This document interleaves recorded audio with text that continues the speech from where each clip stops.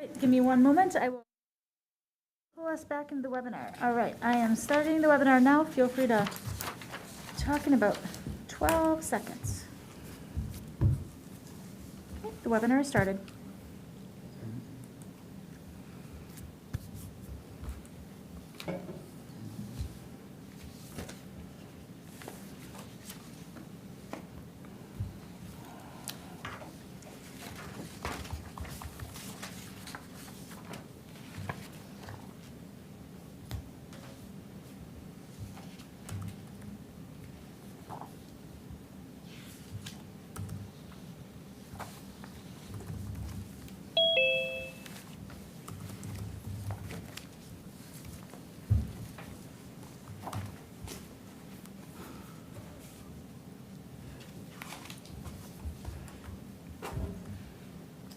Okay, I'll go back into open session at 6:59 p.m.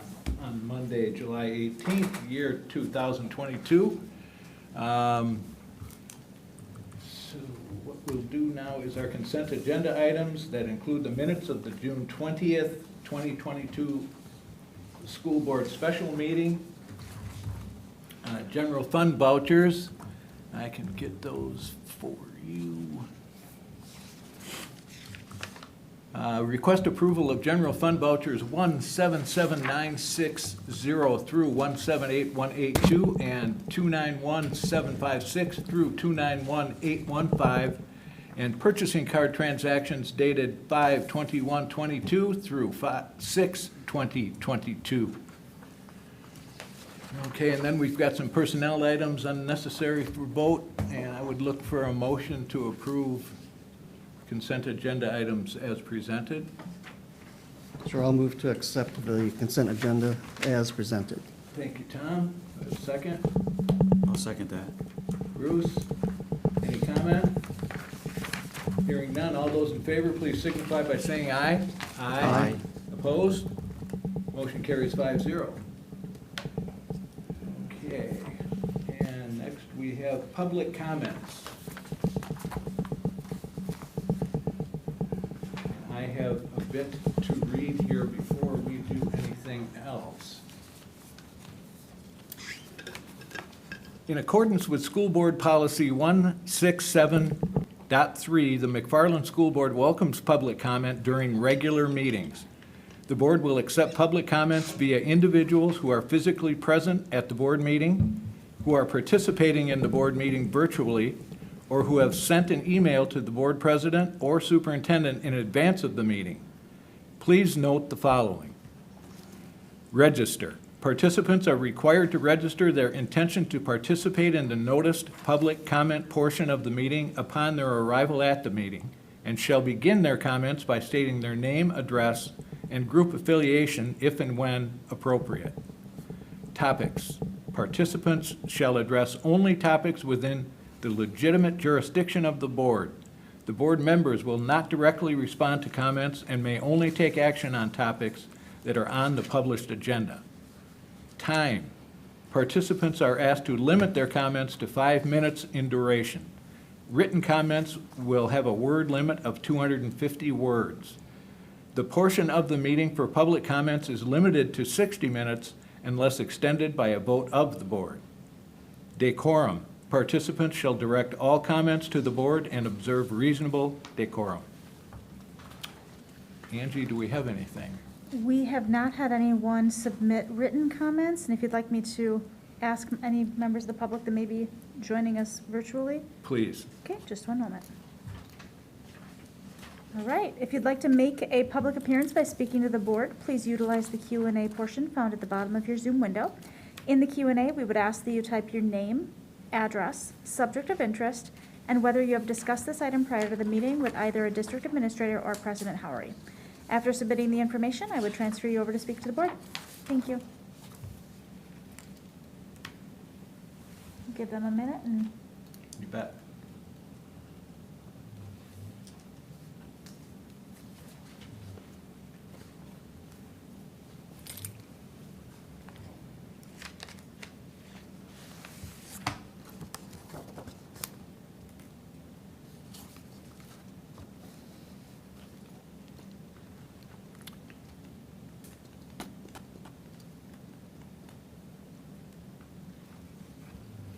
seen anything, Angie? Nope, no one has registered. Okay, in that case, then we'll move along to informational items, the first of which is a presentation on the Wisconsin Partnership Program Community Impact Grant with Natural Circles of Support. Dr. Lewis and Dr. Pribenow and Superintendent Tarnitzer will be providing an overview of the grant. At some point, I'll be a doctor, too. We'll be doctors together. So. Absolutely. Thank you, partners, for joining us. I do have a handout for you that I'll give you. We'll be sharing a PowerPoint on the screen, but I thought it would be nice just to hand you a little something. We'll see the overview of the grant and the goals. Was also provided in our board packet. Yes. Yeah. I just know sometimes people want to jot some things down. Thank you.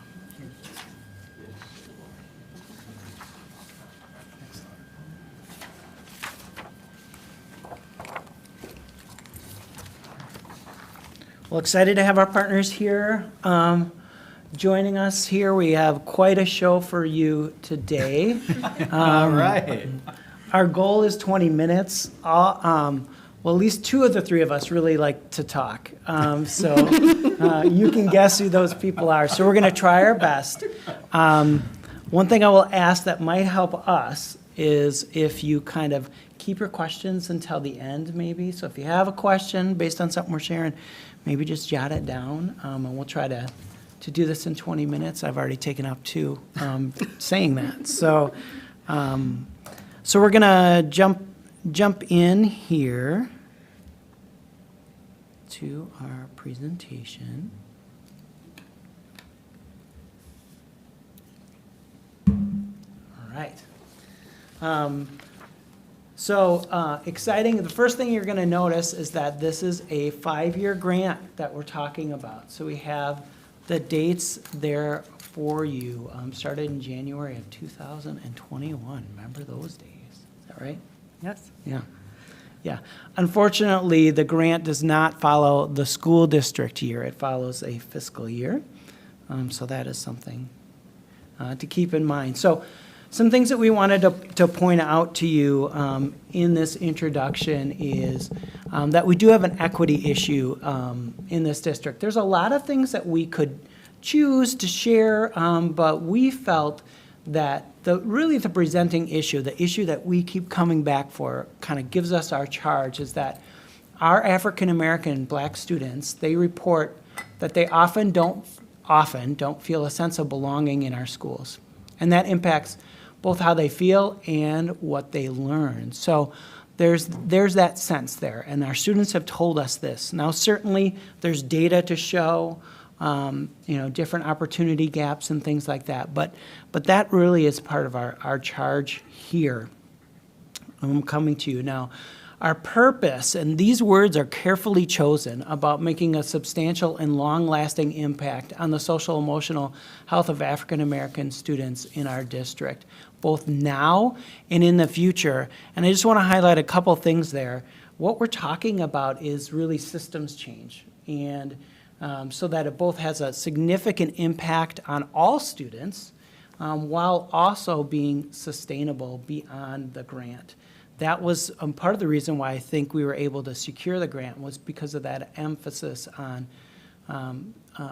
securing and sustainability. Another reason why I think we were successful in securing this $1 million grant over 5 years is the partnerships. And so we sit here as 3 people among many that are part of this partnership. Of course, we meet on a regular basis, often weekly, and collaborate on these issues. But what we want you to know is that we have a strong partnership as the 3 of us with Natural Circles of Support, of course, the district and the Wisconsin Center for Educational Research. And together we have worked hard to kind of work together with our different cultures that we come through, these different systems that we're part of, but all committed to the same important work. We're vulnerable, we're transparent with each other, and collaborative, and that's something that I think is it's really, really exciting to share, an important part of the success of this grant. Also want to highlight that this grant aligns with our mission, our goals, our policies, the resolutions that the board has set forth, the charge that you've given us. This really aligns with that, and our strategic planning process. That equity has been something that has been a clear indication both from the community and staff that is important.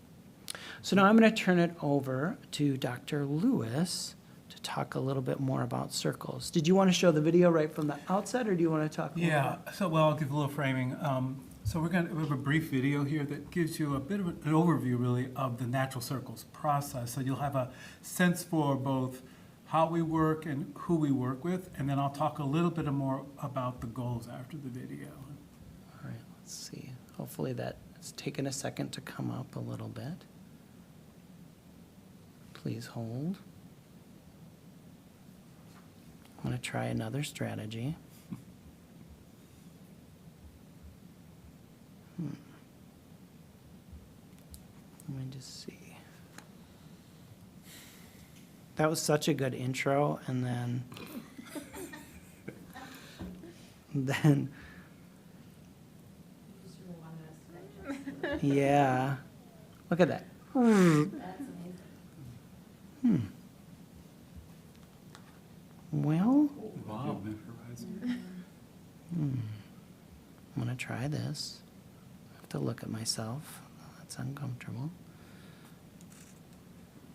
Try.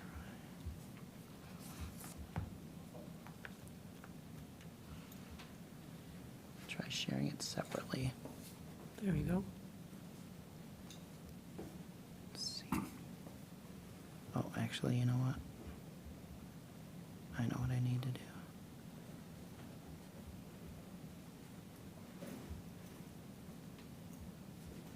Okay. All right, here we go. Oh. Do we need it to? One of the things that we do in Natural Circles that's really important, we talk about centering the voices of Black students, but I think it's important for us to hear from staff and to listen and believe them as well. So now we know what we're working with. That's the space that's missing. Natural Circles of Support is an approach to working with schools to address racial disparities in the schools by bringing Black students together in circle so that they can share their concerns as well as their aspirations and have a group of adults who are essentially advocates to see that it gets done. The challenges that our African American students are facing are challenges just related to being working class and poor, economic challenges that their families are facing. So many of our kids are not successful in school. Some of those kids, they go through a school day of not feeling like they belong, a sense of usefulness, a sense of influence. And other means of meeting needs when they don't have direction, when they don't have a sense of being cared for, they don't have a sense of hope. And that's why we created Natural Circles of Support. So in Circles, it creates that whole sense of belonging in a different perspective. It's a safe space for kids of color to come, to be affirmed, validated, and empowered. You got a win for the week? And I like to start with wins because sometimes people only talk about what's wrong, or like, how can we help? And they don't really acknowledge what's right. So I like to acknowledge, like, what's your win for the day? Like, do you get nervous when you go? I like to find questions that challenge them, that encourage them, that reassures them, and shows their brilliance. So again, Circles is strength-based, that's a beauty there that we can tap from and then make that grow. So it's just an opportunity for growth and connection. But we don't stop there because we know that even though those kinds of event-based spaces are important, what's important in terms of long-term change is that those adults around them are also changed such that they support them. We work with schools to develop a leadership team, what we call a professional learning community, to kind of figure out how do we now better understand what is keeping this problem in place and what we need to change in order to unleash the potential for change that already exists in the space. Natural circles teach you to create a foundation that anybody can come, build up, launch off, or stay. The attitude that students had towards themselves improved. The attitude that peers had towards students also improved. And then the relationship, of course, between the staff and the students, I think, improved in a lot of ways as well. I like to reflect the students to the teachers and then reflect teachers to students so they can have a better bridge of understanding to build a better, effective relationship. I see the passion and joy my team members, our staff, have for this work. There's beauty in every human being. And that's why we have those groups, so that they can come there and feel who they are. When you look at marginalized groups, when they start doing better, when they start doing good, well then when you look at the surrounding, everybody is doing good. And they look forward to it. It gives them a voice, and the things that they come out with, it reassures me that we are doing the right process with these kids. There's not a better moment for an approach like Natural Circles of Support. We've got to do a better job for our students. We've got to do a better job for our families. We've got to do a better job for our teachers. I've gone into meetings where people were skeptical about this, didn't really quite understand it. And then we have the meeting and we talk about what this work is and our approach. We listen to them and we're able to take what they offer and help you see, whoa, in spite of everything, look what you have to work with. That you have more than you know. I walk out of that and I hear teachers say, I feel hopeful now. That's when I do this work, because we can do this. We can do this together.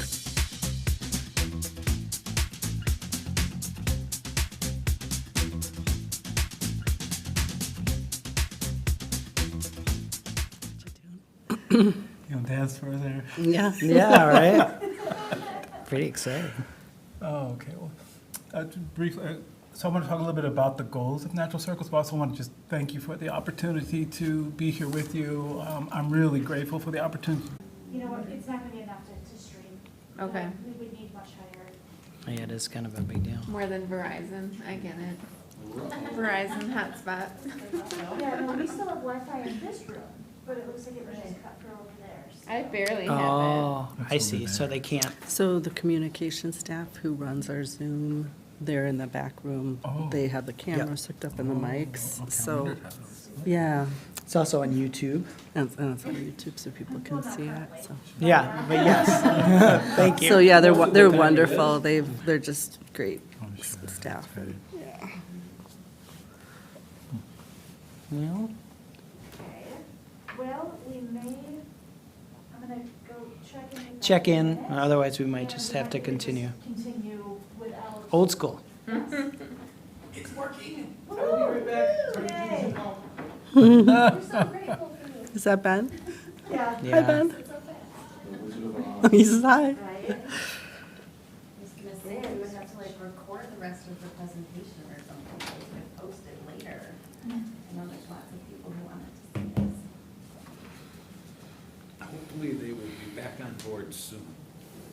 Yeah, don't make us start over.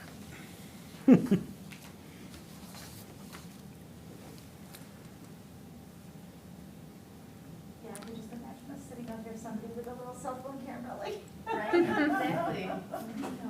Stranger things have happened. Except the pivot. Yes, That's exactly what I was thinking, but I didn't know if that was I know. pivot.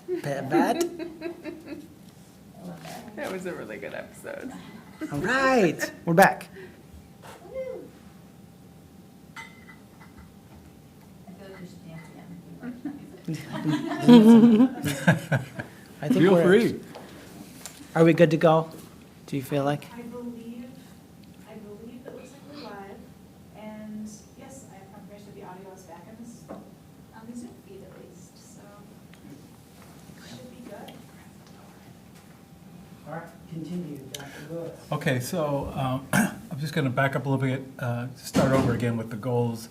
Again, the mentoring circles that you saw, again, mutual support for the students, support from an advocate, opportunity to do some problem solving, opportunity to share also what's working well for them, and again, something that we can then tap into and build on. Second is the staff around them. Again, starting with those staff who one student's name, so they'll nominate some staff that they have relationships with.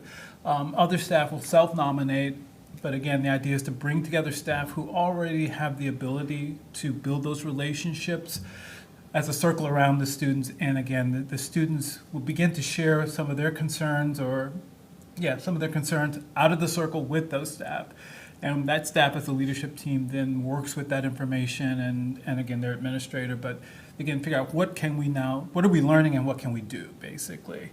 And again, staff will if staff don't have leadership, it's not going to be sustained. Staff will sustain this. Staff leadership will sustain it. And I'm really pleased with what started here.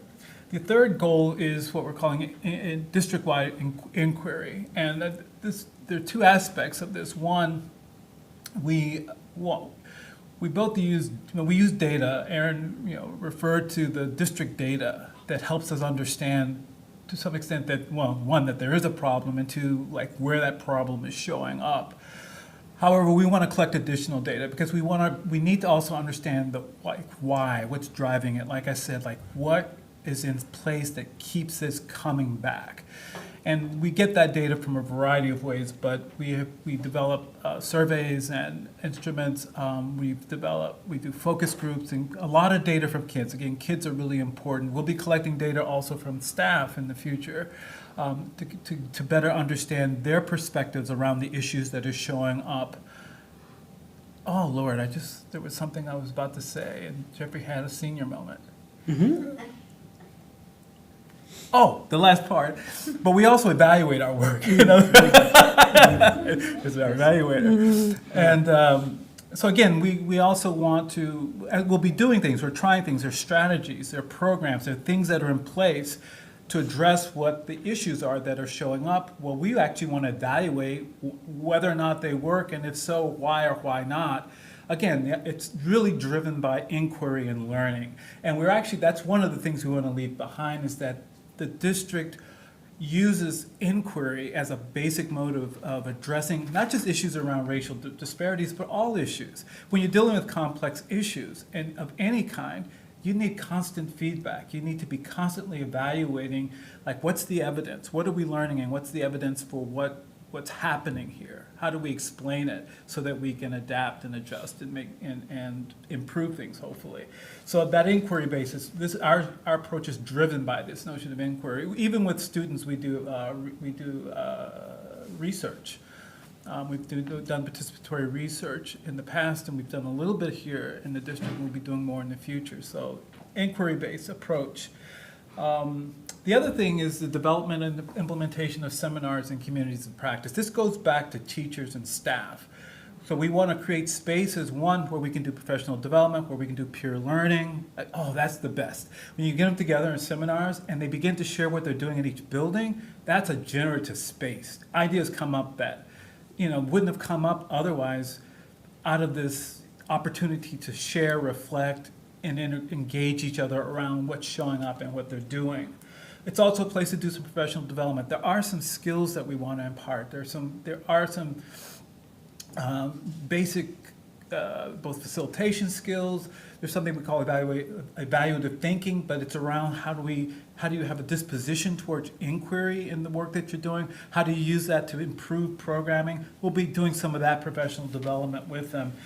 And we're going to leave behind, again, a community of practice. That is, the idea is that they're in this together and they do this continually. This is not just for the grant. When we leave the district in our current capacity, we'll leave behind a really vibrant, robust community of practice who will continue to do this work. And again, heart of it are the teachers supported by administrators who will enable and support this work. And then finally, we want to engage families and community. And there are a variety of ways in which we will likely do this, let's put it that way. So we've had some engagement with families, primarily at the level of individual family members, as we kind of enroll kids into circles and other more various sort of contexts, but not in a real systematic way. There are a couple of things that I imagine doing in the future, and I don't know, Christine, if you would want to say anything at this point, but is it the McFarland Equity Project? Mm-hmm. that's one, that community group, it's a group I want to connect with and see, is there a way for what the work we're doing in the district to be meaningful or useful to them, but also is there a way we can support the work that's emerging there? That's one thing. And the other thing just happened tonight, so I'm gonna say it anyway, even though you're not supposed to do that. I was sitting here because you guys were like next door for 30 minutes, and I was thinking, okay, it occurred to me, one of the things we haven't done, and I thought about this for a long time, but we're going to do this year, Aaron, you don't know this, this is breaking news, y'all. is that we're gonna, after we've got circles started, and that's, the 1st of October, we're gonna invite the families of the students who are in Circle across, I think, the district that's 3rd to 12th, just to come together. One, to learn more about what Circles is and what we're doing, the video and more, to hear what we're learning from kids at a level, we protect kids' their confidentiality of what they share, but at a general level, these are the things we're hearing from kids. And then to hear their hopes, dreams, and concerns, so that we will have a sense for like what more we might be able to do, or other things that aren't, kids and parents obviously have different perspectives, and they're both needed. So we hope to get that, and maybe have like 3 or 4 of those meetings. I'm thinking like October, January, April, June, something like that, so that we have a regular opportunity to hear from them, for them to hear from us, and to build that relationship. And that also might have implications for MEP. So, but again, this is new and emergent, so I just threw it out there because I think it's a pretty good idea and I think it's doable. But that's how we work. So I don't know, I guess we're going to move on, but you can ask questions later. Yes. So I'm going to just give a brief overview of some of the things that we've accomplished in the past year and a half, and Dr. Lewis shared many of those things. Prior to the grant, we have had mentoring circles in the middle and the high school. We've expanded that to Wabisa. And ultimately, our goal, and you'll hear us talk about this, is to transition where instead of natural circles of support facilitating these circles, that our staff would do those, maybe in a newly created position or somebody within their current role that's able to add this responsibility. In terms of the staff leadership team, last summer, about this time, we were able to get together the administrators and just really talk about the purpose of this work, what we're seeing so far. That's been really important. And we've developed equity leadership teams in all of the buildings, as well as a district equity leadership team, and this idea of these professional learning communities, or what we're calling NCLTs, of circle leadership teams that are specific in response to what we're learning from the mentoring circles. In terms of the district-wide inquiry, very excited to have shared results from a situational analysis. One of the things that we have done is looked at what was already being done prior to the grant. So there's some things to build on, and also to identify gaps. And that has led to work plans for each building related to this work. Looking at what our data is telling us, what the research both anecdotally, quantitatively, qualitatively has been telling us. And in terms of Goal 4, Circles has been a partner with us in our movement towards culturally and linguistically responsive teaching, so that training, been engaged in that. We want to make sure, and this is hard work, that we're not redundant in the work or contradicting ourselves in some of these different equity projects that we have underway. And then lastly, Dr. Lewis mentioned this about working with the families whose children are part of mentoring circles, and looking at the formation of a district-wide parent equity group. So I'll talk a little bit more about some of that future stuff in a little bit. But before we do that, we want to have kind of an overview of the evaluation structure by our partner at the university, Dr. Privino. Thank you. Thank you for having us here tonight. It's been great doing this work for the last year and a half, but it's nice to have an opportunity to share what's been done so far. So just to be clear, we are basically at 1.5 years, so we have 3.5 years left to go.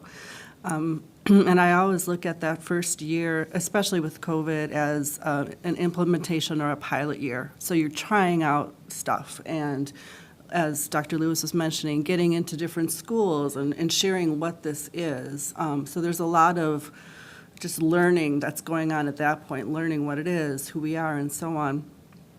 Also trying out the different instruments that have been used in the past. So the Natural Circles has a really robust evaluation, and we've been using the evaluation that they've had in place.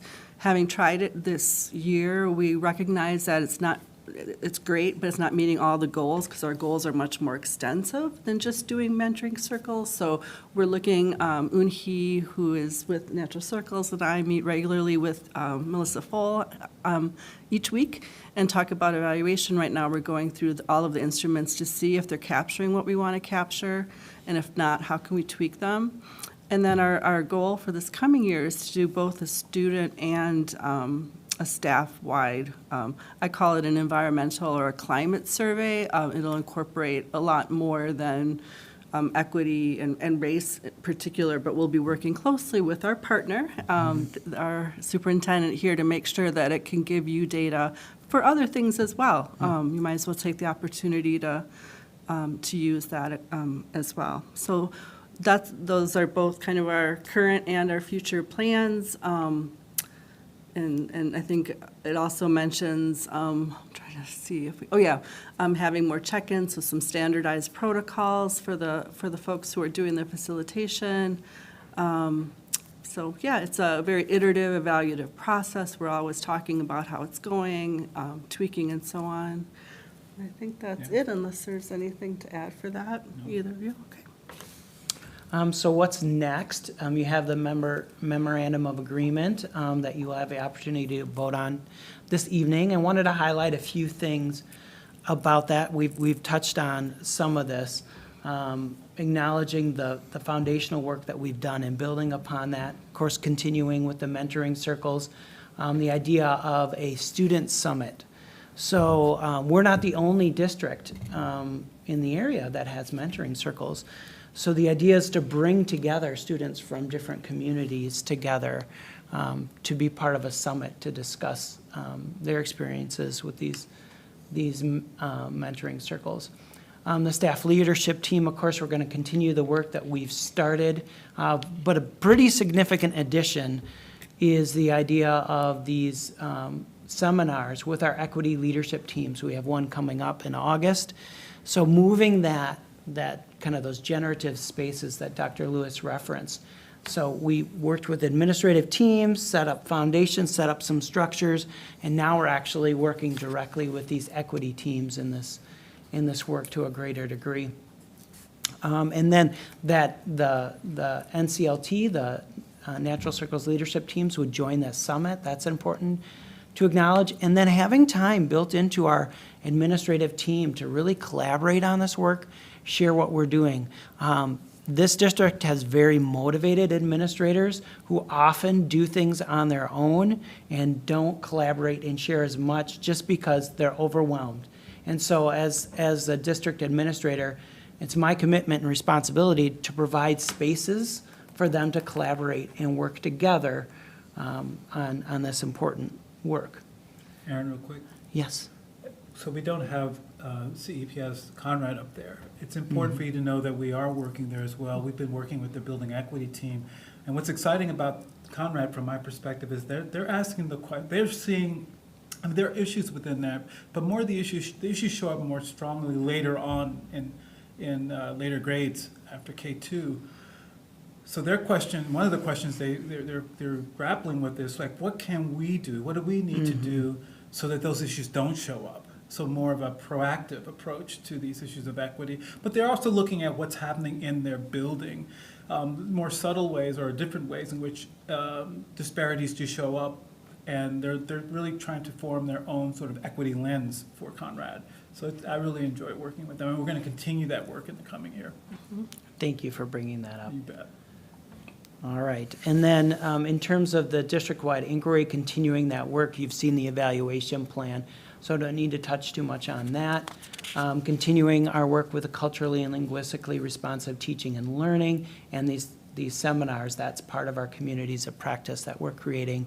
And then lastly, mentioned about some of our work to engage families in the community. So that's our next level. That's what we're looking to do, building upon the foundation that we've created here. So just to wrap up, for the board, what you can expect from us, ongoing updates regarding progress with formal reports to the board in this kind of a setting in January and July, or at the board's request, certainly. Be happy to talk with you as much as you'll have us share about this important work. You know, one of the things I've been very public about is saying we need to do a better job sharing the work that we're doing with the community, but also with you as a board.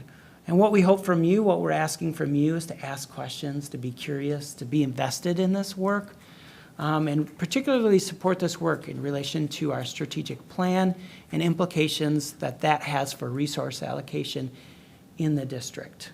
Because that's really important. We have to support this. Investment will require some resource allocation, whether that be positions or just time to work with staff. So with that, I think we turn it over to you, who have patiently been waiting to ask us some questions. So we appreciate that. Okay, go ahead. Tom?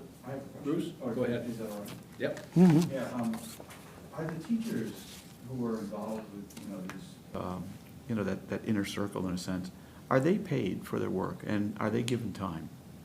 Excellent question. No and no. Yeah. So I think in all the buildings, I believe, these are voluntary type positions, and they meet after school typically. And the interesting part about this work, in who's a member of these, often of these Natural Circles leadership teams, as Dr. Lewis mentioned, sometimes identified by students. There are also some people that are just very passionate about this work, and you couldn't stop them from coming to that meeting. Right.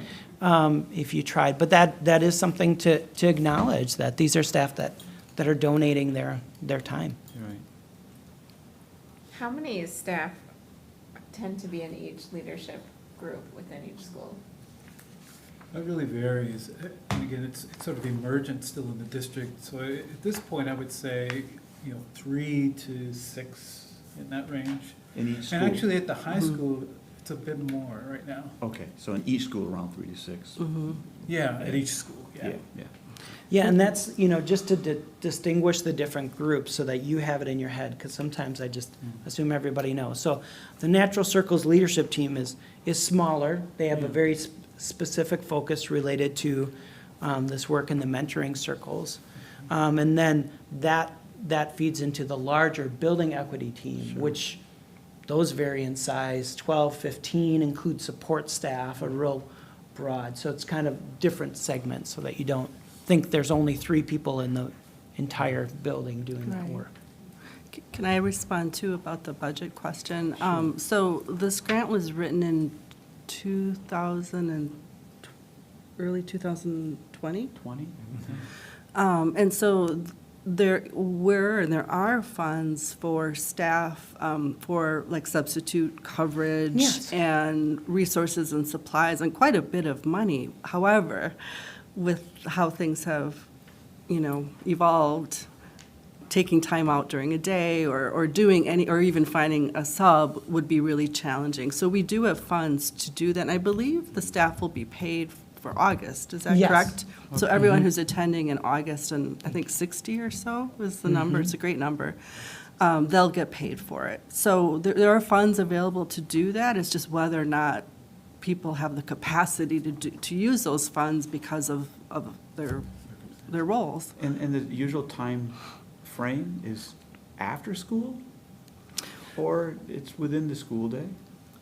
The the NCLTs, that leadership team, is Yeah. typically after school because they cut across Yeah. grade levels, departments. I understand. So they don't have a common planning time. I know that would be difficult, because I taught, but I also coached. Yeah. You know, you could be very passionate about wanting to get involved, and then you realize, but I'm also passionate about coaching, you know? Yeah. Right. And that's hard. I wonder if there's a way It we is could hard. work around that. Well, or- at the high school, I think they do it during the school day. Do they? Do they? Has been, yes. During Yeah. their, That I don't know. Advisory I remember time. both Jeff and Ann convening that group during the school day, because I sat in on some of those meetings. And the other thing that we've looked at in the past is like, is there like a space that already exists that we can convert into that, so that we're not adding on, we're just substituting some work for this Right. work. So, yeah, but it is challenging Yeah. to, given how busy people are. Yeah, to time find is a so space. important. Right. It's just Yeah. finding that time. I have a question as well. How many schools then are involved with this? You said there was a couple, or there's a number of schools that are I mean, districts. outside of, outside of our district? Oh, right Yeah, now, we're just sorry. in Madison and McFarland, so I don't, 8 schools. 8 schools, okay.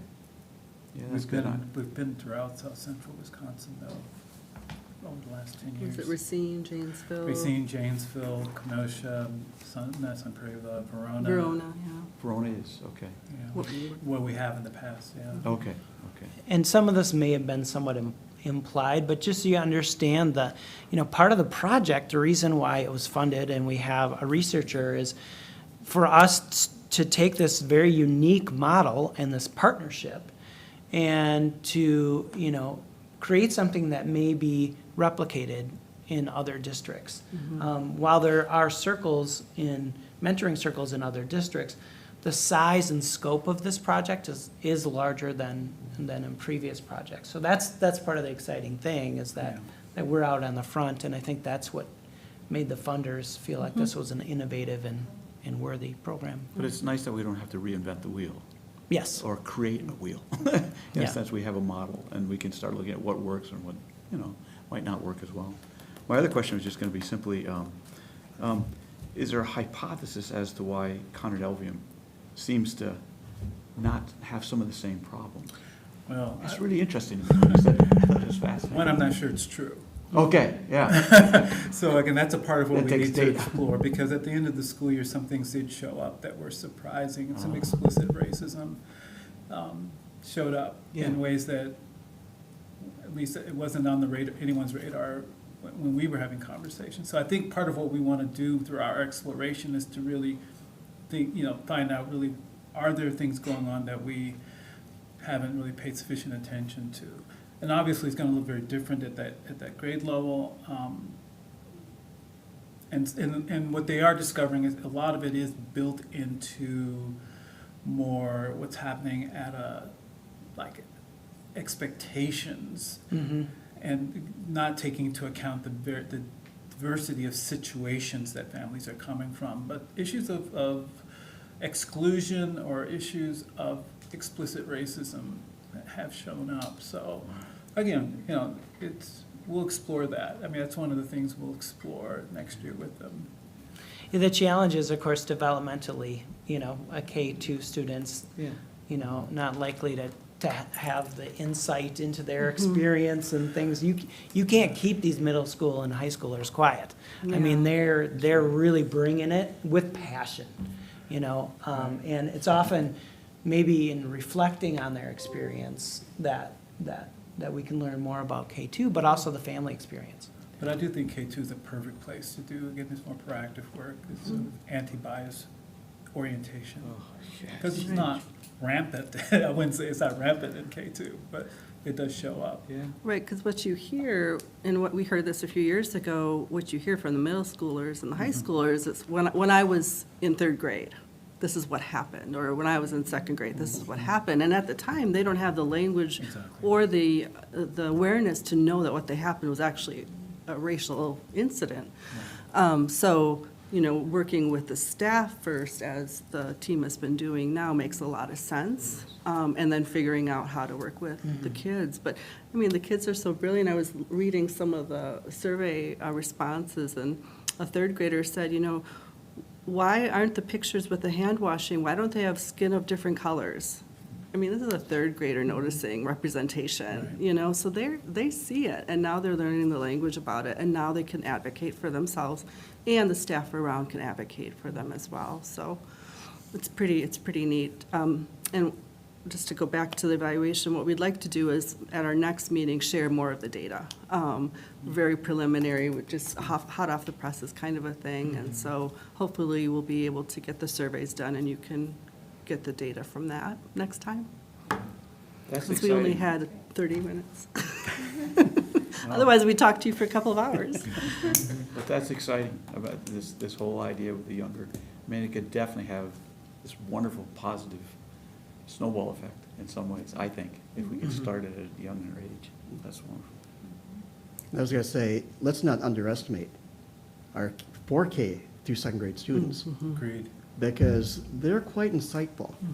They just don't know how to verbalize it. Right. But they certainly have started to observe it Yeah. Yes. and be part of that also. So I was really glad that you're including K2 in that study. I do have a question, and it deals with the community, building a community resource, community group, Community of practice or the parent equity? the parent equity. How do you connect with the hard-to-reach parents, the ones that are disengaged from the schools? Because really, those parents really would benefit from the same things that we're sharing with all parents.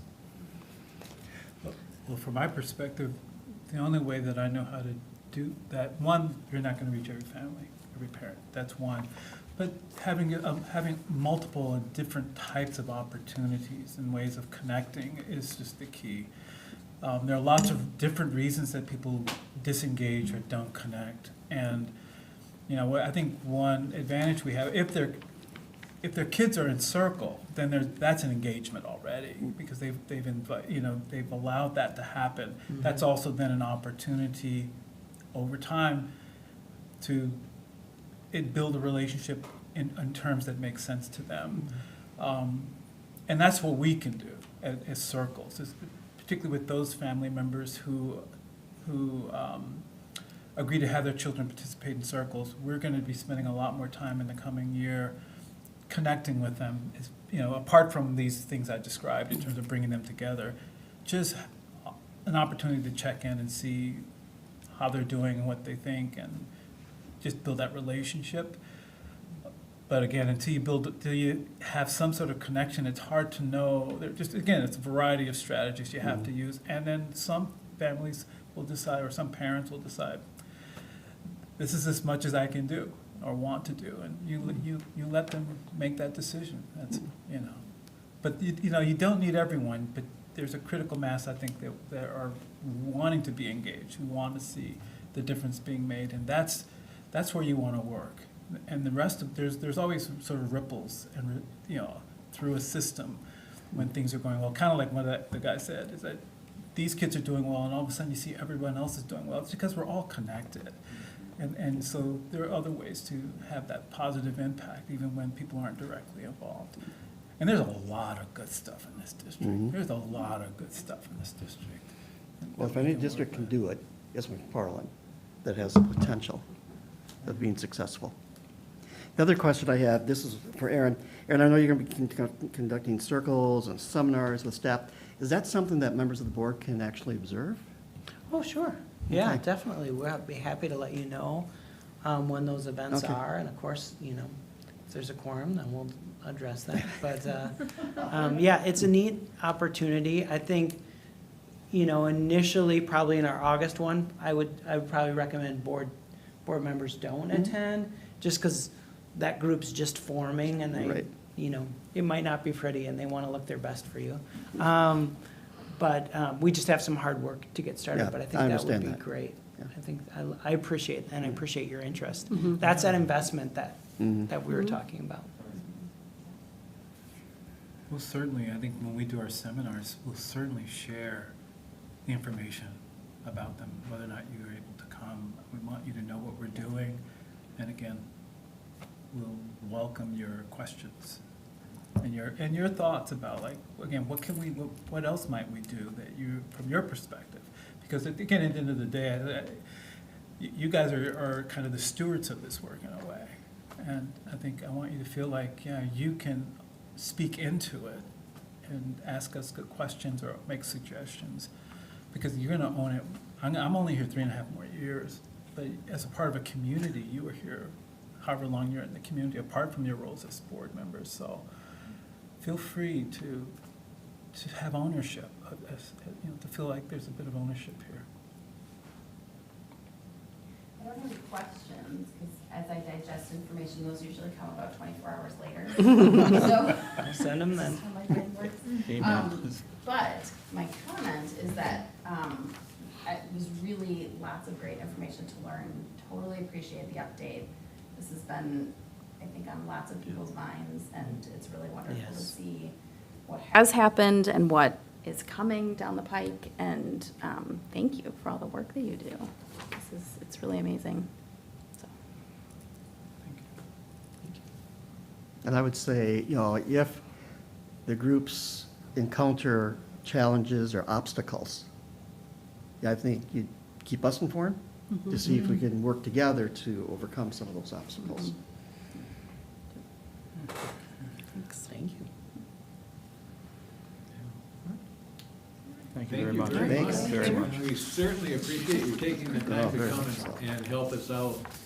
Transparency is everything in this.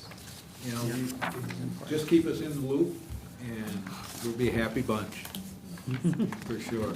And I know Erin will be very helpful that way, too. Yeah, we'll try. Thank you. Thank you so much. Thank you, doctors. Have a great Thank rest you. of your evening. Oops. Just a little. I'm gonna check the time, check the clock. We're flexible. Yeah, that's 35 minutes for the actual presentation, including the. Yeah, I thought- Oh, there you go. I thought- Oh, Excellent. so 25 minutes is what you're telling me. Yeah. Nice job. Not bad. All right. Moving on, we've got the WEVA Board Liaison Update, orientation and monthly board meeting, and Mr. Mooney is gonna fill us in on Yeah, thanks, Craig. whatever came from that. Nothing, no, not really. I actually, Scott Brown facilitated an orientation to WEVA for both Aaron and I, and Sarah Cutler was involved with that also. And Scott shared a handout with all of us. It was the Four Lakes Charter School District Oversight Responsibilities, our responsibilities for WEVA, the Insight, and the DCA. And then the last page, which was brand new to me because I was the board liaison a couple years ago, is the responsibilities of the school board rep. Now, it's a page and a half. That is brand new to me. I was gonna say, I did that for a couple of years, and we didn't have anything like that. No, but it's all good information. It's good information as a Okay. board rep to be engaged and go more in depth with the WEVA programs. So it's just to our benefit. Are these still phone board meetings? Yes, they are, Yeah. once a month. So we're off in July, but we start up again in August. But there's some other information that I thought you just might be interested in about WEVA, because I found it interesting. You may know some of this, but Sarah Cutler, who's the CEO of the WEVA here, shared the following. There's a significant emphasis placed on project-based learning. Now, in our district too, we value that concept, but it's probably easier for them because it's all distance learning, you know? They're fully staffed in special education, which is good. They have a surplus. The 223 budget has been approved. They're working with M3 Insurance right now to talk about liability insurance for students participating on job sites as an element of their work-based learning. I guess I never even thought about that. I guess I haven't either. But that's something that they're doing right now. Staffing in 2020 was, they had 128 students. The staffing this year was 192 students. But that just shows you the amount of enrollment that has blossomed in virtual schools. And those numbers, I would say, are close approximations if they aren't right. The student retention rates have been improving significantly. They survey parents and students annually, and the results are positive, as evidenced by number of students returning for the next year. And out of the senior class, about 300 seniors, 185 graduated, went through their graduation ceremony. Went through the here ceremony? in the Here. gym. Yeah. I went to the first one, and there was 12. Really? Yeah, I drove to Milwaukee for the first Okay. graduating class at Weaven. I think, I'm Good pretty point. sure it was 12 Wow. kids. So that shows you how the program has grown. And they use our gym. I think they do it the Right. day after our graduation, because all the chairs are set up and all that. My takeaways also include teacher bonuses are provided to teachers. That has resulted in lower teacher turnover. There's sophisticated onboarding. I think Aaron mentioned this in his minutes. Students aren't automatically enrolled. They try it for 2 weeks, and then there's a decision made whether or not they'll be a good fit for virtual learning. There's more extensive interventions occurring now than ever before to help support students who are struggling. More thorough analysis of students who face expulsion. And again, that's a concern that you'll hear me bring up. What do we do with these students? If they're being expelled from WEVA, they're going back to their home school district. There's Which no won't take them guarantee. back. Well, they're supposed to, but there's I no know. guarantee that they'll return. Right. They're out there in limbo. And I feel bad about that as a former educator, because I think we should have to do more. Let's see what else there is. They had some nice things. I don't know if I have them here.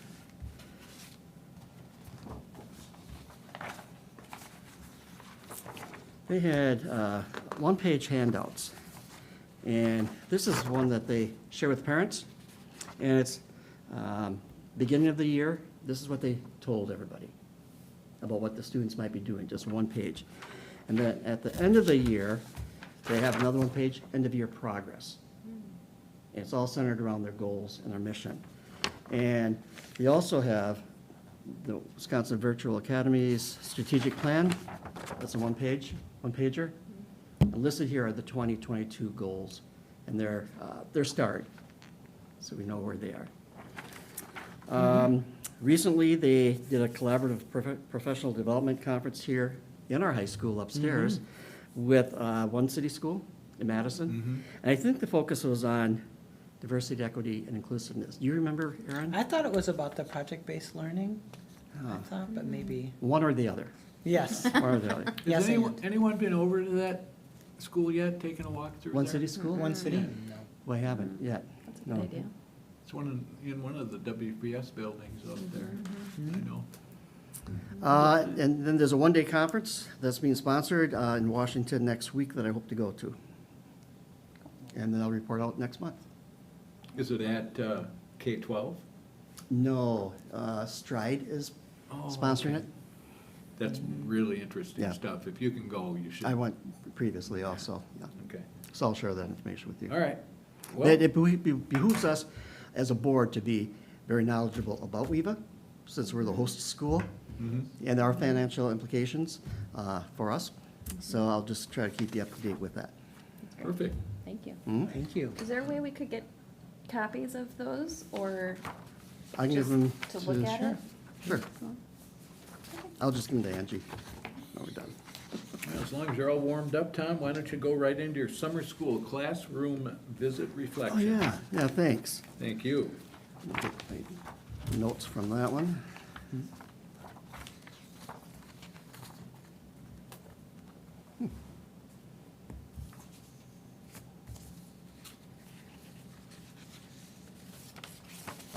Maybe I didn't bring them.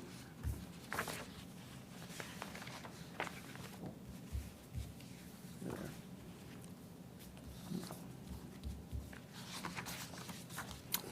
Yeah, I had the opportunity of going to Wabisa last Monday. Last Monday was the first day of the start of the second session.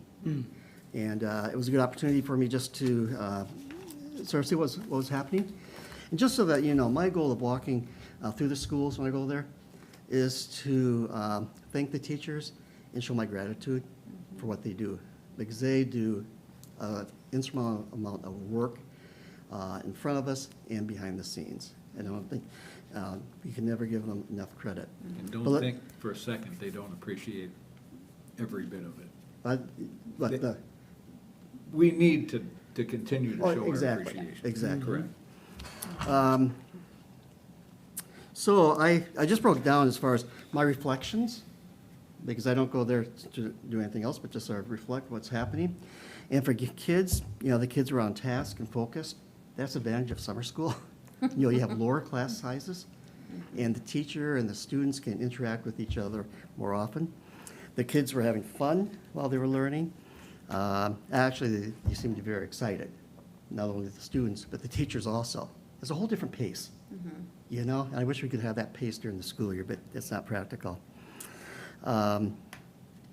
Some classes were in the homerooms, others in related arts. Some of them were outside for recess. Again, class sizes are smaller, but a big advantage of summer school, there are far fewer distractions for kids. Yep. Because you don't have that heavy-duty daily schedule with them. And many of the kids were being instructed by our veteran teachers, which is a huge advantage. Because as I talked to one teacher, she was teaching incoming second grade class, and she teaches second grade. She said this gives her an opportunity to connect with possibly some potential students that will be in her homeroom. The other advantage of veteran teachers or our local teachers teaching, they know the curriculum. They know what comes before, what comes Right. after it. They're able to better differentiate the curriculum for the kids in their classes. So again, I think it's a great win-win for the kids and the teachers. The atmosphere, different pacing again for teaching and learning. The school staff I spoke to, again, they're very excited about teaching summer school. Part of it's the schedule, 2-week blocks of time. They appreciated the summer school schedule, the calendar, and the curriculum. That gives the curriculum isn't overcrowded like it is during the school year. And again, they very much appreciate the pacing of this summer school. It's slower, and the pacing for student learning can be accommodated. So in summary, I don't think we could ask for anything better. I mean, we have an outstanding summer school program, and I think we always have, but boy, each year it seems to get better and better. Yep. Yeah, and credit to all those folks that. Absolutely. And not only it's been difficult. We didn't have summer school for a couple I of know. years. And to get, right back into the swing of things, I certainly appreciate all the hard work that the administration has done, and especially those teachers that are out there continuing. Again, the teachers couldn't do it without the administration and the support staff. Yep. And vice versa. Yep. So, and that concludes my report. Thanks, Tom. Thank you, Tom. Next, we've got the Dane County Equity Consortium Event Board Liaison Update. Yay. Yeah, that's Megan. me. I was gonna do it in our meeting in June, but it actually turns out that it was really nice timing for tonight after our equity update. Because it was a workshop with Percy Brown back in June. Remember when we had that tornado warning? Back in June, that was the night that it was, so we did spend part of the evening in the locker room together. So we didn't actually get to complete the full workshop, but the part that we did get to complete was listening to a student panel who presented their views and their feedback about basically their experiences in school, and it was very, so there were board members and administrators from DeForest, Stoughton, Monona Grove, Middleton, Verona, and Oregon all present. And there were students from almost all of those districts as well. The student panel was very diverse in the districts, represented the cultures, the socioeconomic, gender, and sexuality. So it was a really, really diverse panel to hear from. And it made me so grateful that we're really starting to include student voice here more in our district because they have such valuable feedback. And even with all of that diversity, they had like 3 main themes that they wanted to carry forward into how to make schools more equitable.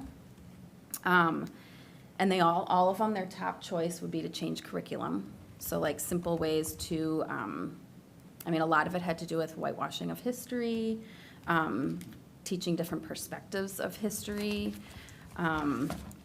representation in really simple ways, like in math problems, using different culturally represented names and, I mean, just like really simple ways to bring diversity and equity so that there's representation in everything that the students see. It was really cool. And like same thing with books where characters and themes, you know, they include different cultures and things like that. Their second theme was continue to increase student voice. So some of the districts had, they have a superintendent and student council. So they have a council where the superintendent meets with these students on a regular basis, and I thought that was pretty neat. And then specifically, and this kind of goes back to, you know, the communicating the equity work that's being done in our own district, we talked about how communication is key, and that one of their things was saying that, you know, they feel heard, but then they don't always hear the follow-up on what Yep. actions have I been bet. taken to, you know, include their feedback. So I thought that was also really timely and topical for us. And then the last thing that was really interesting was that they said that visible allyship is really, really important to them. So like, again, the communication, so things happening behind the scenes that they don't, you know, they provide feedback and they don't necessarily hear updates about what happens after that. But then especially small moments that help make the students feel safe, like, you know, having a progress pride flag in a teacher's classroom. That's a clue to some of the underrepresented or underserved communities in the classrooms, that might be a safe teacher to come to if they have issues. Or if a teacher observes something in the hallway that isn't, you know, is a racial slur or even something a lot even more not as explicit, but that the teacher calls it out when they see it. Just those really small things that shows people who might be an ally and might be a safe person to come to. That's really what makes them feel really heard and seen. And then Percy, I like the way that he worded this, but he says, teach to the counter stereotype. So like, an example would be and I think I've seen it done in the district here, but like choosing you know, in a history class, they choose people to do a history project on. Well, choose to do it about women in STEM, like have the list of people that you choose from, have it all be women in STEM, or leaders of color, you know, and having it just represented that way too. So you're teaching a counter stereotype, and so you just necessarily don't even have to like talk and be explicit about, you know, the stereotype, because you're teaching the opposite of what it is. So those were my biggest takeaways, and I mean, these students were so articulate and just had so much important How feedback. old were the kids? There were, this was a new term I learned. So there was a senior, a rising senior, so like junior, gonna be a senior, a rising sophomore, and then I think a rising junior. And then there was and then someone had submitted written feedback because they couldn't be in attendance, and they and I don't know what, I don't remember. So it was really, really interesting. And I didn't realize, but it's open to all of us, and we all could participate. It wasn't just necessarily for a liaison type thing. Where was it held? It was at DeForest. DeForest hosted it. So, yeah, it was great for networking too with some other board members that I hadn't been able to meet, and from other districts and things like that. Well, I don't know. I'm not sure either. It's not, I don't think that I've been communicating with, and I'm gonna forget her name, I'm very sorry. But she is the coordinator, the director for the Dane County Equity Consortium. I think it's the district administrator in Oregon, and I've been Dr. Leslie. Bergstrom? is it Dr. Yeah. Leslie Bergstrom, yes. So I've been communicating with her to figure out kind of what the expectation is, or when there are meetings and things like that, to learn more, so I'll let you know. Okay. Yeah, yeah. Thank you, so. Megan. Yeah. Anybody got any questions? What, how old, or what classes were the kids in that formed the student council that met with the superintendent? Oh, that's a They good mention question. I don't know the answer, but I Okay. think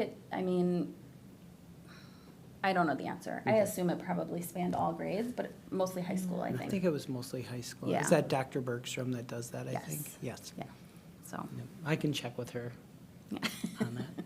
yeah. And then the only other comment I would make is, taking a look at diversity in materials and all that. Check with Mass Public Schools. They do a really good job at that. My wife taught in the school. And, so there's no need to reinvent the wheel. We just have to go and look to see what other districts are doing. Right. One Well, of the and things, sorry, go ahead. Oh, I was gonna say, and I think, one thing that I think I've mentioned it before, but the policy that our Melissa Full and our media specialists developed very much supports everything that I heard from the students. So that's fantastic. that's the first step. Yeah, That's great. yes, but I like your suggestion. What were you gonna say? Yeah, I was just going to say, one of the things, just in case you're not aware, that we've started for a couple of years now is as part of our curriculum review process. So different content areas come up for a curriculum review. One of the things we do is an inclusive curriculum survey. So students actually provide feedback to us about whether or not they see themselves or others. And they're, for lack of a better word, provided time or forced to take the survey. But it's provided a lot of useful information. Social studies was done the first year, and then English language arts Cool. most recently. And then we review that data. And I'm sure their responses are very honest. Yes, That started 2 years ago. yes. Cool. Yeah. Yeah, very exciting. So that student voice right there. Yeah, exactly. Cool. Okay, thank you very much. We'll move on Thanks, to Mike. Aaron's report. Well, I And think we first have- up is an update on the strategic planning process, I believe. Yep, we've got a couple discussion items here, although this will be a lot of me talking to start with the strategic planning process. A lot of this the board knows, but welcome your questions as well. But wanted to get this out for the public as well, all those viewers out there. So our strategic planning process, we've scheduled 4 listening sessions that are in September, trying to get a variety of times. That will be virtually via Zoom. And then after that, we'll have strategic planning committee that will meet, 30 to 40-ish people, that will meet for a Friday and a Saturday morning twice, October and November. The most important thing where we are right now is developing promotional materials for these sessions, and then move into recruiting. So a clear commitment the board has set, and certainly I support, is making sure that the group of people that participate are representative of our student population and our community. As Tom mentioned earlier, it's important that we get those people that may not be engaged, because their voice is really important in this process. So Are there specific strategies to reach those folks that are kind of out of the mainstream within the district? Do we know who they are and a means to approach them or Yeah. to talk to them? So Okay. I've reached out to other districts to get their advice, and the short version is starting off with kind of throw it out there for everybody and see who comes. Not to make assumptions that people aren't going to, let's see who comes and how well that represents our students and our community. But then it really is about reaching out to the community members staff, families that you're aware of, that may have some names and may have some suggestions, and then individual contacts. Not an email, it's either a home visit, a phone call, really specific, saying, you're somebody we really want to hear from. That seems to be the most effective I'm sure. strategy that people have found. There's other things that help, certainly providing childcare for those committee meetings, those kind of things as well. So we're excited to get that underway. Reminder, our goal is to have this, a strategic plan in your hands by the end of the calendar year. Right. So we can start developing action plans in the spring and then implementation in the fall. Okay. Are there, you listed dates somewhere, are those, and we talked about this before or last time, are there certain sessions that you would recommend we attend if we want to? Are there ones that we should be attending, or should we stay away? So that people can feel Well, there are like they can times when we speak. should stay away. Absolutely, so There that's are. why I want to know Yeah. if we should. Yes. I don't have a definitive answer yet on this. It's something that I want to explore a little bit further, including with the administrative team as well, about their role. Certainly, the listening sessions are something I would recommend that you are not part of. And I will be part of them just to say, wow, you're amazing, you're here, you're engaged, thank you. Here's Mr. Schrader who will guide you, and then I will leave. So that will be important, then getting to the committee. As Joe Schrader mentioned when he was here, he's had various involvement of the board, and certainly it is your decision about your level of engagement, but wanting to provide it's kind of a safe space. So sometimes it might be that you're there, but you're sort of in the wings. You're not in a group necessarily, but we'll figure that out together, and I welcome your thoughts as well. Okay. Anybody else? Tom? Bruce? Nope. Kate? No, thank you. All right. School board retreats. We have typically held a retreat. Angie, you can help me. I think it was typically in July or August. And my question to you is, given the current circumstance and everything, that took place last year, are we interested in holding a retreat yet this year? What we have done historically is kind of open the agenda for this meeting up to pretty much any school board member and anything that they would feel passionately enough to want to discuss at the retreat. It's a great session just to have the board and Aaron typically off-site, have a meal, and spend a couple hours just talking about the general status of ongoing projects and initiatives, and then maybe set some goals to look at for the next year. So if there is an agreement that we want to do this, I would ask Angie maybe you and I can get to work on some prospective dates and places, and I would defer to you on final arrangements and such.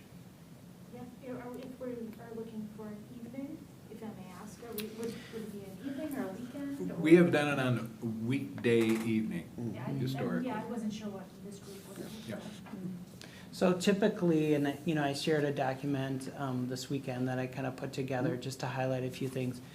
Typically, and Angie did a great job getting me the previous agendas. Right. Typically a Monday night most often, because that's kind of, maybe you've had that set aside. 6:30, that kind of a time frame. And focused on kind of reflecting on how we work together, communication, big projects coming up as part of it, data review possibly.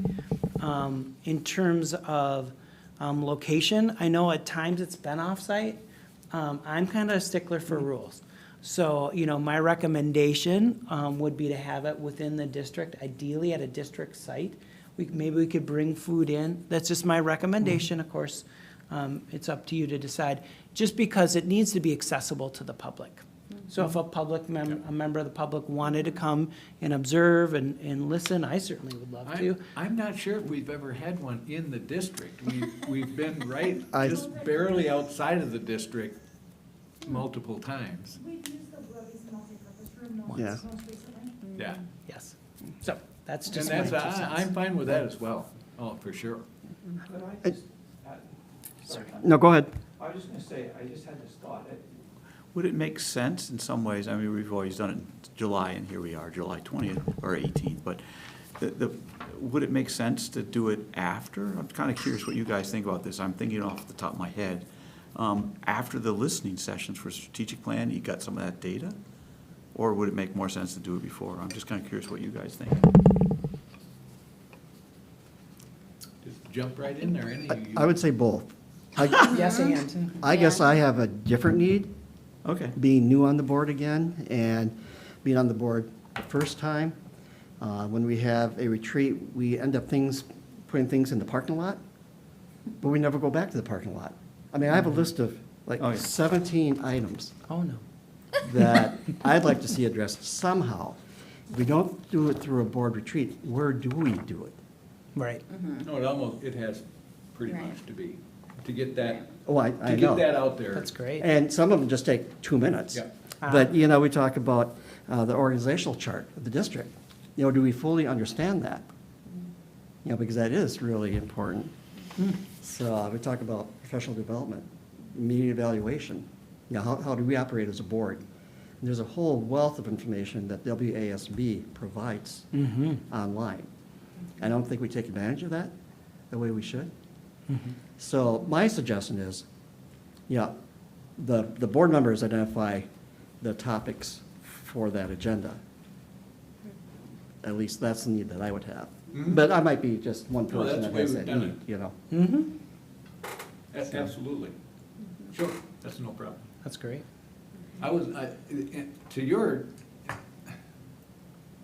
I don't know.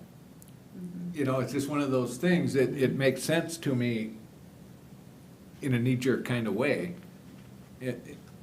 But yet, there's, you know, a lot of times, at least a portion of this retreat is spent in reflection, you know, of what took place the previous year, or I don't even know how we would divide it up now, that we haven't had one in a couple of years at least.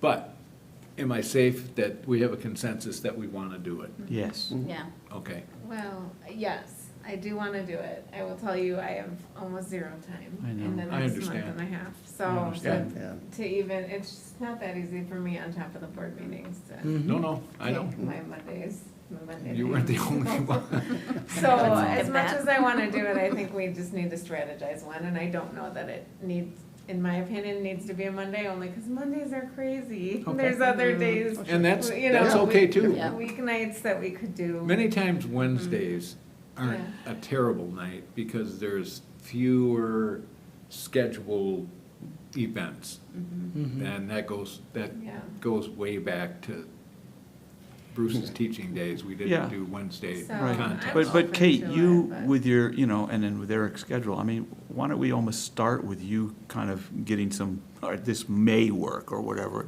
We could go from there. Yeah. Because I think the rest, well, I don't want to speak for Megan, but I think the three of us We can be pretty probably are flexible, pretty probably. flexible. More flexible, Yeah. definitely. So don't stress, but, Okay. That's an idea. That's okay. yeah? Yeah, I Yeah. feel the same way you do, Kate. Okay. It feels Well, like it's All hard. right, sorry, 6 Megan. weeks to Yeah. school. The two of you Yeah. guys, Yeah. you No, start. no, that's No, okay. This No, stuff is it's- hard. He's got Oh, yeah, got three of them in there and. you we've know. all done that. Yeah. We've all been Yeah. there. Yep. So we can, I think it's a great idea. I just, I need to find. We'll be the time. careful around scheduling, yeah. And I think not only the day of the week, but when to have the first one. Yep. What month? Yeah. Because, you know, when school gets going, you know, It's hard. parenting changes. It's hard then. That's ridiculous. That's why we've always done it in the summer. Yes. I mean, I feel like there's probably some flexibility in August for me. Yeah, but I would say July probably isn't an option anymore Yeah. for me. I even feel that way. Yeah, and I mean, I can probably make most weeknights work, depending on when it is. Yeah, I think for me, Wednesdays are good. Yeah. Just thinking about my schedule, Tuesdays or Wednesdays are honestly better. Okay. Okay. Well, we can accommodate So, that. yeah, and if we just put out some dates, I think that works. I just have to figure Okay. out travel with Yeah. my spouse. Yeah. Oh, you've got to do that. We understand, we empathize, and we sympathize. And we were all there. Been there, done that. All right, moving on. Yeah. What do we Wait, got? what did you say? I said we could certainly arrange to have a light meal Okay. at the retreat too. Let's see, Aaron, you want to talk a little bit about the summer school program? Yeah, I got a few things in my district administrator's report I wanted to share with you. Tom, great segue. Yes. For summer school. Now, just to note that it is a change in the model, and we're getting really positive feedback, particularly from the teachers. So it's more that kids are traveling as a group with a focus on literacy and math, and also some related arts. So the schedule is different, and the sign that it's successful is that the teachers that are teaching it, many of whom are our district teachers, have already reached out to their colleagues to say how great of an experience they are. You should do this again next year. So part of it is there's fewer transitions for the kids. So by traveling, similar to what they would in a school day, one, it's preparing them for the school year, but it's also just less stressful for everyone. Where chaotic, where kids are coming and going, that structure has been great for, now reminder, it's serving kids in first grade through fifth grade. Camp kindergarten we'll do later, closer to when school starts for obvious reasons. And so there's 2 sessions, 2 10-day sessions. So we have the June session that went really well, and then we're kind of finishing up our July session. I was over there today, and I echo what Tom said, really fun. And, got to do some math with some students, and it was a great time if you have a chance to The visit. board is real careful about not trying to do stuff with the students anymore. Yeah. Some kids needed some help with the game, so I did my best, but boy, they got me sidetracked. I was just as bad. We had a couple of embarrassing meetings a few years back. Yeah. No. So we had 270, we have 270 students involved. That's Wow. a great number. 17 teachers and many educational assistants. Some students have additional support, some one-on-one support, so they can access summer school, which is really important to acknowledge those accommodations. So we'd really appreciate, teachers have been flexible. Wanted to give specific shout outs to some people you mentioned, staff. So our summer school on-site acting principal is Kelly Vetter. And Corey Shefchek, it's in his building, and boy, I tell you, he steps right up there, other duties as assigned, and it says a lot about That's about not Corey surprising and at Kelly. all. Yeah. Not a bit. Yeah, so I want to really acknowledge him, and Greg and Brooke have provided such valuable information, popped over as well, just about the students. And just having them there, the kids are always excited to see them in their summer mode. Melissa Foll, really, her vision oversees it, great attention to detail. She is just a rock star and has really that part where, Tom, I really appreciate you saying that, how it just keeps getting better. And that's Melissa's leadership. She wanted to make sure I gave special shout out to Jess Carls. And if you don't know Jess, you're missing out. She promised not to watch this part of the presentation, but she's so organized and such a leader, and she arrives early, she stays late, she makes sure everything is on track, and her attitude, she has such an amazing positive attitude. So people rely on her for information, supplies, and supporting students, so she's pretty fabulous. So Camp Kindergarten will come up here at the end of the month, and then in early August. We also have music lessons that occur in the summer, so for our band and orchestra, that'll be coming up, and of course, Speed, Power, and Acceleration's been going all summer. So those kids are in shape. They If you're are. a social media person, They you are. get to see some of the accomplishments and Yes. what they put videos of them working out. I'm sure they appreciate that. 300 students, I think he said, participated in Father's Share. What did you say? 300 students. Yeah. It was incredible. Yeah. So, but that's not considered part of summer school per se, it's just a summer activity. Like Summer a rec- activity. yeah. Okay, can forgive me my ignorance on this whole thing, but you said 270, what was it pre-pandemic? Gosh, I don't know. Yeah, Is it something it declined significantally, Craig, do you know? Oh, I- And it hasn't well, come back, or is it? It went away. Yeah, I think Melissa's, I promised her that she wouldn't have to speak. well, just a little bit. Just Sorry, a Melissa. little bit. Yeah, we had 270 in June and 270 in July also, and some of those were the same students, some of those were different students in the 2 sessions. That is down a bit from pre-pandemic, but obviously up from nothing the last 2 years. Yeah. And if we're able to recruit more teachers with positive reports from this year and positive reports from students and families as well, we'll be able to expand the program next summer. thank you. The other question I was going to ask Melissa is, does a teacher have to do both sessions? I'm assuming they probably do not. No, Okay, that there was, gives- with the old model, teachers could just teach 90-minute blocks and have a lot of flexibility. With this model, they do have to commit from 8 to 11:30, but they only can teach in June or July or both, Okay. depending on their schedule. Yeah, and I think that's a really smart idea. Thank Do you. we have any sessions for middle school or high school? Yeah. Not currently. SPOT is a part of summer school programming related to the FIED standards. And so that's an option for middle and high school students, but we don't currently have any other summer school programs for those age levels. Will that change in the future, do you think? We have had a struggle with attendance and participation at those levels. And so it would be rough. Our focus getting back to summer school this year was the youngest grades and focusing our staffing at those grade levels. If we're able to have an abundance of staffing, we might expand it. But we would need to then house it at the middle school. It wouldn't make sense to have it at Wabisa, and we'd need a lot of staffing to support 2 buildings simultaneously. Sure. So let me ask you this, Melissa. If there are struggling 8th grade students who graduate, but they're weak, how do we better prepare them for their high school experience?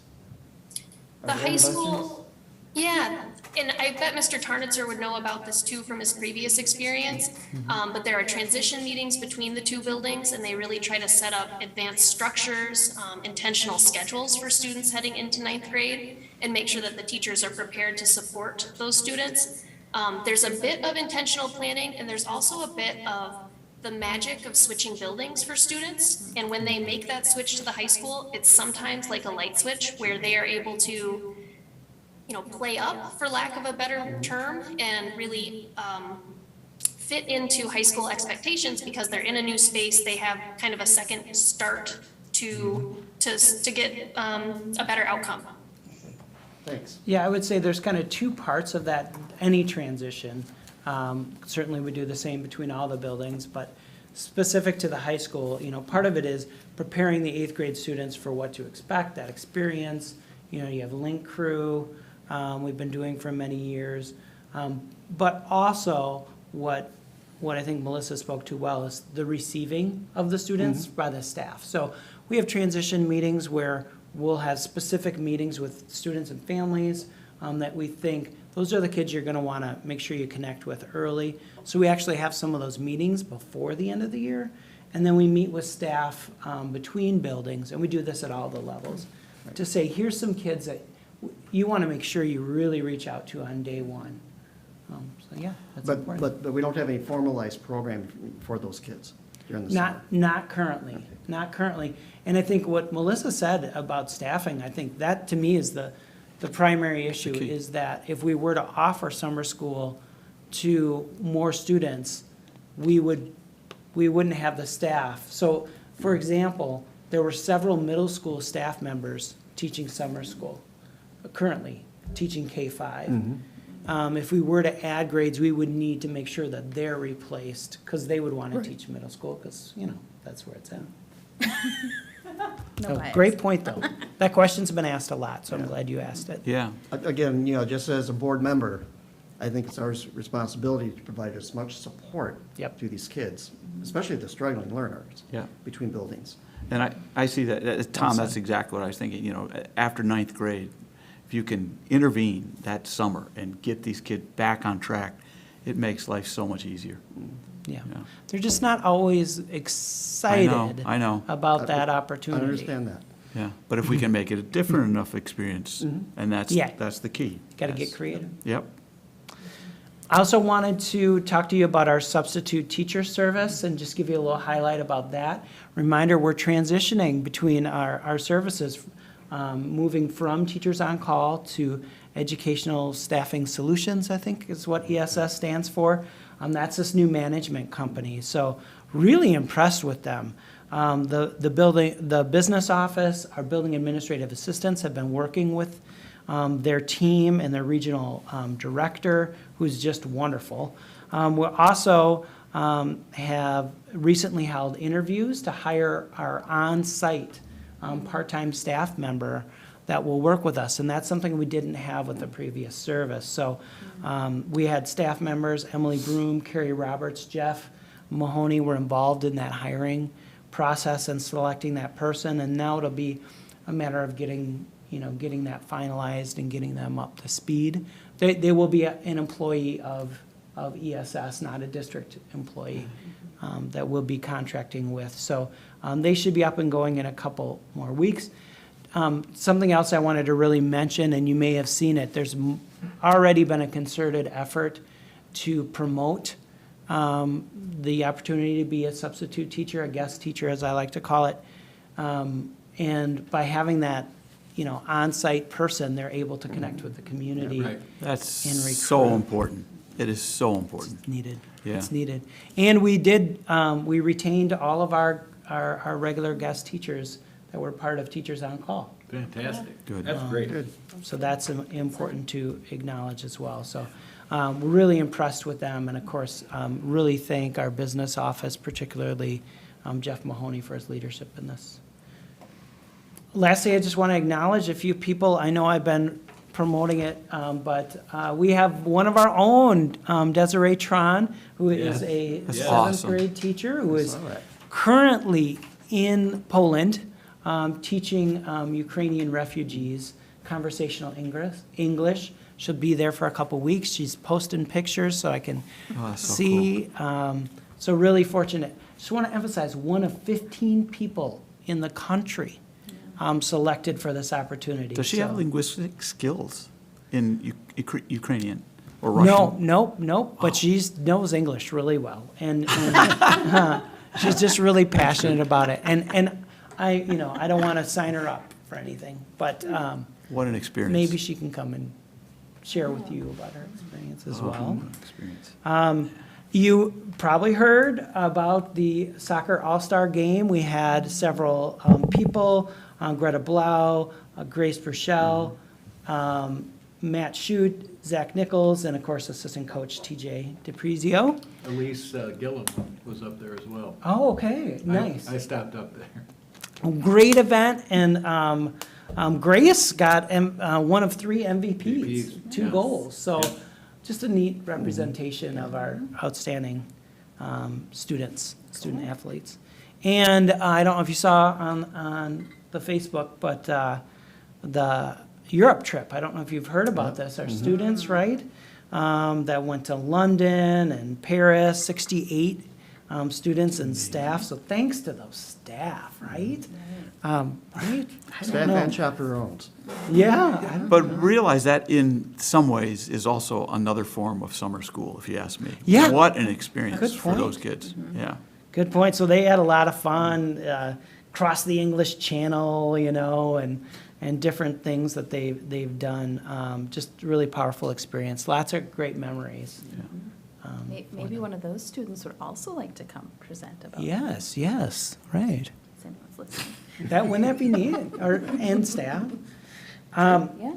Upcoming dates, a reminder, tomorrow, we have another meeting, the village and school board joint meeting, and then our next regular meeting is August 1st. I have secured for that meeting, as of today, I've secured John Welch from Nice. Dane County to come and talk about the sustainability landfill project and how the district might be involved in that process. So that's something to look What forward to. date are you thinking of?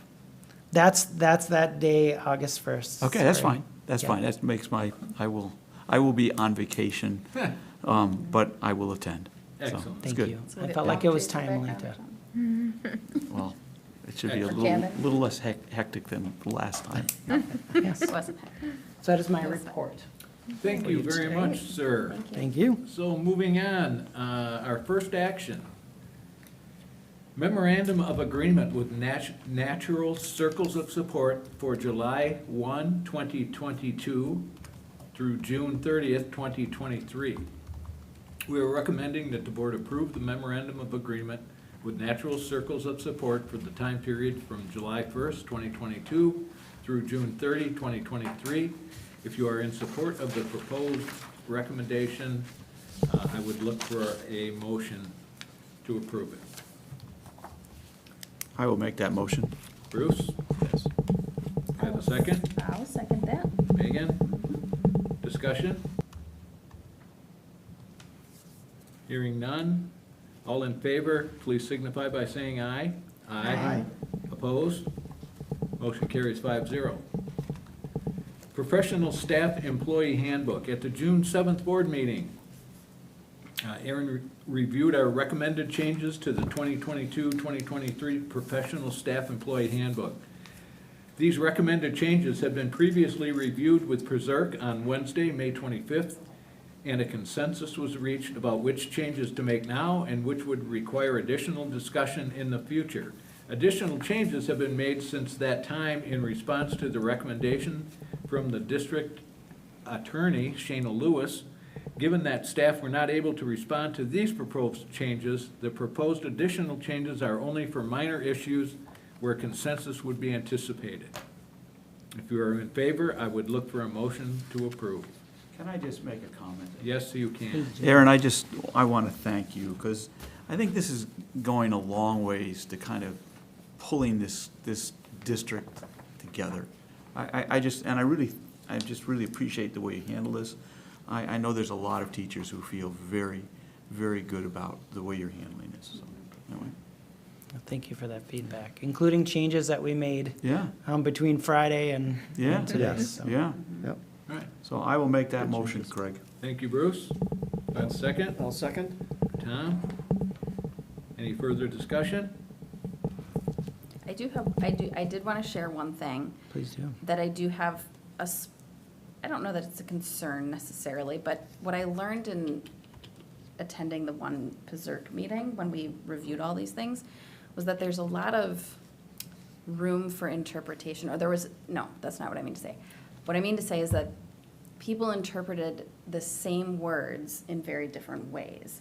And while I do agree that these changes are minimal and that they would probably be anticipated, I do have a small concern that staff might not feel like they might, I don't know, they might not, They want to like that pass they it won't to, have the opportunity they want to to pass feedback. it the additional changes that were Yes. made after they had an opportunity to look at the changes that were Yes. being made. Yeah. Okay. So while I agree that they're minimal, and that comparing what they were when we reviewed it with PRSERC and what they are now, I agree, but I do wonder what staff will have to say about that. Any response? Well, my only response is, since 2 union reps went along with it, is that right, Aaron? Yes, Yeah. so what I'm ended up, comfortable with I that. appreciate that concern, because, what assumptions are what sometimes gets me in trouble, was I really appreciated, their time that they spend, Michael Brown and Angie Bazan, reviewing those proposed changes and providing feedback to me, which resulted in changes to the changes that they were comfortable with. And, so I think that does speak to your point that it is very important. And I think for me, it's just always a lesson learned is that the more that you can explain and have staff take a look at it, the more comfortable that they will be. So I was glad to get their feedback and be able to make changes that they felt comfortable with. So they have reviewed the changes that They we have. proposed tonight. Got it, okay. And- Then and I feel much more comfortable with it. I should have probably said that better. I think what I so appreciate, and the concern I had, and this wasn't just union, I think as teachers, even when I was visiting schools, there was a sense like, why do we have to do all this at once? And the fact that you've kind of done this, I don't want to say in a piecemeal way, but you have. I mean, you've kind of said, look, these are ones that I think we can agree on. These are ones that we're going to have to look at in more depth, and we'll take our time with that. And I think that's what they really appreciate. And I definitely think, the latest ones that we're proposing, there's support for that. So I think it's really great. I do as well. Anything else? Thank you both. Well, I think we just need to be careful. I think we should move forward because everybody has had an opportunity to review a lot of these changes and these are minimal, but I also think we need to be careful about saying, well, the union reps have Yeah, I agree with that. It isn't reviewed just, it, so is- it's okay. it's I not just don't union. agree with saying it like that. So I just think there's more voices there and we always need everyone's opinion. True. Good point. Yep. True. Okay, anything else? Yeah, it's important. Okay, hearing nothing. All those in favor, please signify by saying aye. Aye. Aye. Opposed? Passes 5-0. Academic standards for the 2022-23 school year. Section 120.1213 of the state statutes requires each school board to include an item on the agenda of the first board meeting of each school year, i.e. in July, that clearly identifies the student academic standards that have been adopted by the board under section 118.301GA1 of the state statutes, and that will be in effect for the school year. The relevant statutes encompass standards in the mathematics, science, reading and writing, geography, and history. We are recommending the district continue to adopt the Wisconsin academic standards. If you are in favor of this, I would entertain a motion for approval. I'll move to adopt the Wisconsin academic standards for the 2022-23 school year. Thank you, Megan. Do I have a second? I'll second. Tom, further discussion? What I would find useful, I'm familiar with what the standards are, but I also know that they change and they're revised They do. periodically. I would find it useful if I know which ones have remained the same from last year versus which ones have been revised somehow. Because I know it's usually by curriculum area that they do that. Can But if I- I'm the only one that wants to know that, it's not important. Can I ask another question that's, again, probably just shows my ignorance, but that would be, does WEVA, this does not apply to them? Okay. No. That's, okay. Right. I don't know what standards, Yeah. to be honest. I don't, but that's my, I'll find out for you. Melissa would like to share, because I, Sorry, Melissa. Hello. DPI has a 7-year cycle of standards where they release them in groups of 3 or 4 each year. The biggest ticket ones that are new from last year are the math standards. oh, that's right. Okay. And so our district will be entering a math curriculum review cycle for math this coming year because we always follow the state standard release. Oh, that makes sense. Thank you. So previously it was social studies and English English. language arts were Yeah, the you said. 2 big ones before that Okay. Yep, last year. Thank you very much, Melissa. Thank you. Yes. no problem. Okay, any other discussion? Hearing none, all those, Oh, I think we had it. I think Mooney. Megan It's second, Bruce and and Tom. Tom. and Tom, Mooney, Megan yes. and Tom. All those in favor, please signify by saying aye. Aye. Aye. Opposed? Motion carries 5-0. Future board meeting topics. Aaron, why don't you go over these? Yeah, so, as I mentioned in my report, a couple topics coming up will be the report on the landfill sustainability project, and we're also gonna have a report most likely at the August 15th board meeting on Neola and what that policy service provides, Might their Dr. Brown process. be able to attend? That's what I'm working on securing now, is having a representative from Neola Fantastic. come and present, especially for our new board members, just to get a sense on how they work. And I think even for those that were here last year, I don't know that they.